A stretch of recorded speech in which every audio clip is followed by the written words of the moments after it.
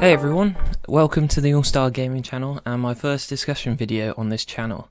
Today we'll be talking about the upcoming Summer Game Fest. If you do like what I talk about today, then please feel free to like, share this video and subscribe to my channel, as I'll have more discussions like this to come in the future. So with E3 cancelled again this year, Summer Game Fest has stepped up to take its place. Whilst PlayStation have already presented their state of play, the announcement season is truly about to kick off on July 9th. Today I will be going through the many reasons to be excited for this year's Summer Game Fest. These reasons will be ordered roughly based on the likeliness of them appearing at the event, so starting off with the most likely and then ending with the least likely ones, which would be awesome to see still. Starting off with the most obvious one, it's obvious that there's going to be a lot of games announced. It's the whole reason why most people will tune into these presentations. But hopefully we'll see a lot of announcements this year of a lot of new games and hopefully some gameplay demos and release dates for games that have already been announced as well. Personally, there are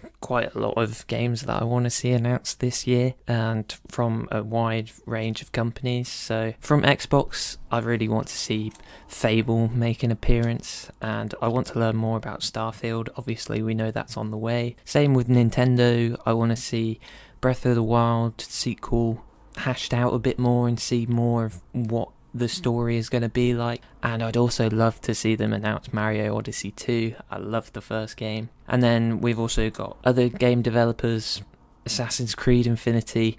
I want to see that game. I want to learn more about how it will work in the live service format.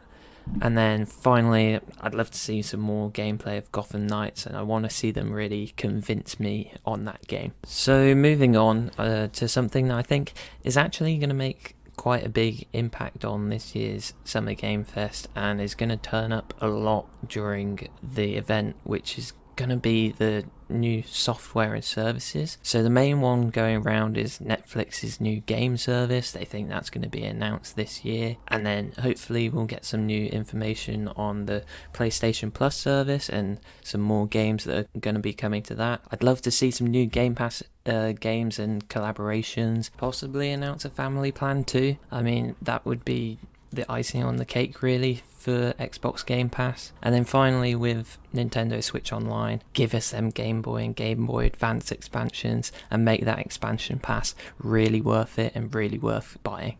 So now we're moving into the category which is probably less likely to happen, which is information on new hardware. So the new Xbox and PlayStation consoles are going to get some mid-gen upgrades in the near future, according to reports, but I don't think it's likely to see them this early into the next generation cycle, whereas I think what would be more likely is to see either a Switch Pro or a Switch 2 be announced by Nintendo instead. However, something that we're kind of very likely to get information on is Xbox's new streaming device for cloud gaming. This is like a streaming stick or puck that's designed to work similar to Google Stadia, but what I'd like to see in the hardware department is a new Elite controller announced. There's been a lot of issues with the Elite controller 2, so announcing a new one that fixes them issues would be sure to get a lot of Xbox fans excited, because I know if a streaming stick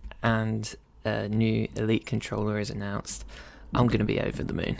And finally, we're going to look at them announcements that have a very, very slim chance of appearing, but if they did, they would change the industry and revolutionize how we think about gaming. And the obvious one at the moment for these are acquisitions, so some sort of acquisition. I know EA have been almost begging to be bought out, so if they got bought out by an Xbox or PlayStation, that would be huge news. Obviously, if we got the Activision Blizzard deal confirmed at Summer Game Fest, that would be huge.